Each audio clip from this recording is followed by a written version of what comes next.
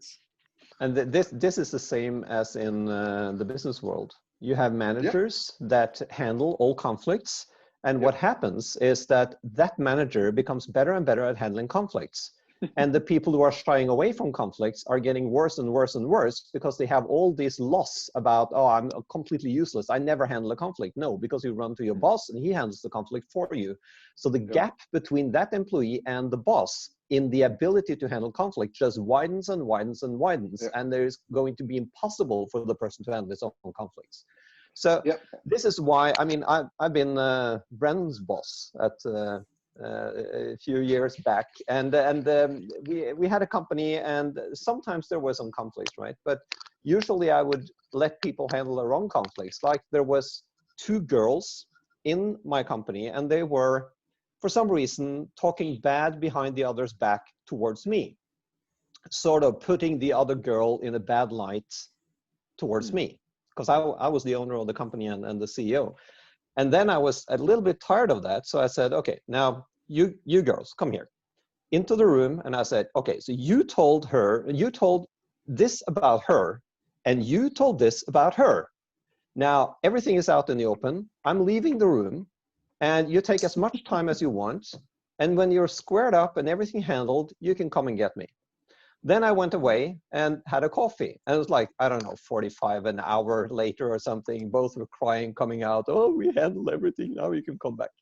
So, it's not to handle the conflict for people because you diminish their ability to do so. Yeah.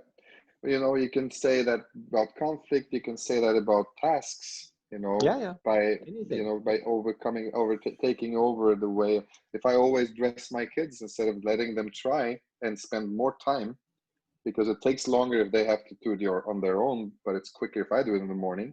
And parents do that all the time. They try to save time by doing it quicker than by letting kids develop.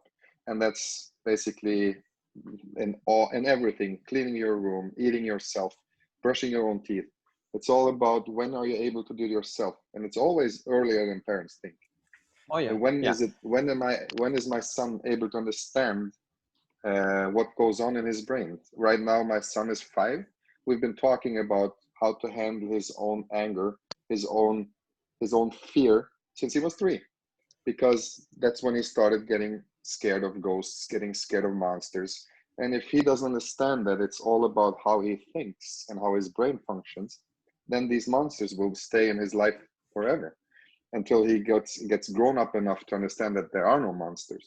But it will be so much fear by the time he understands it, that it's always, giving him crutches to overcome the fear by lying next to him and comforting him until he falls asleep and then leave the room, instead of him handling the way he thinks and the way he processes the fear.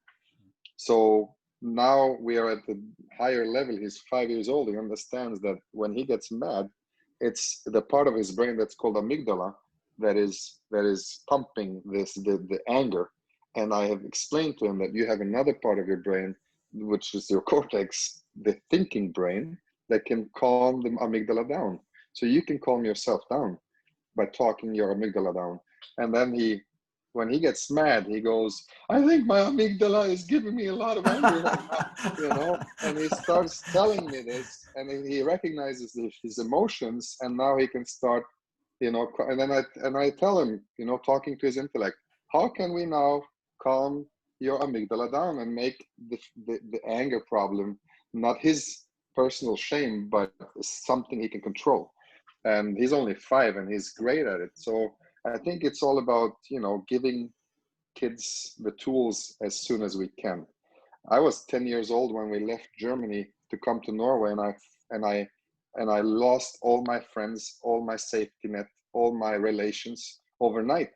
And my parents didn't even explain to me why. They only said, we have to go. And I was like, no, I don't want to go. I want to stay here.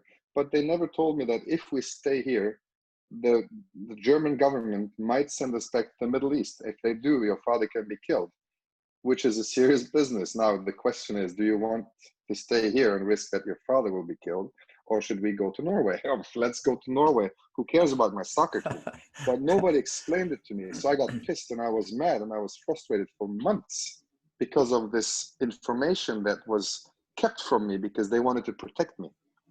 Well, that was not a good protection. It was the intention was good, but I was 10 years old. I could have understood if you explained it to me, but they wanted to keep me, you know, to save me from the big political problem and even the seriousity of my father being threatened to be killed if he went back to the Middle East. They wanted to keep that from me because they thought that this would be bad for me.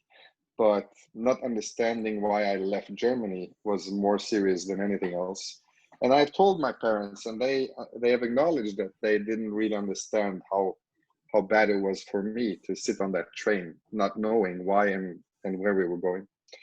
But I think a lot of kids leaving their safety net, refugees, they experience so much pain, and they have parents who try to, you know, protect them by not involving them, instead of explaining to them the big picture, which could be very, very grown up, but it makes sense, and then it's easier to understand. That's a good point. Yeah. Yeah.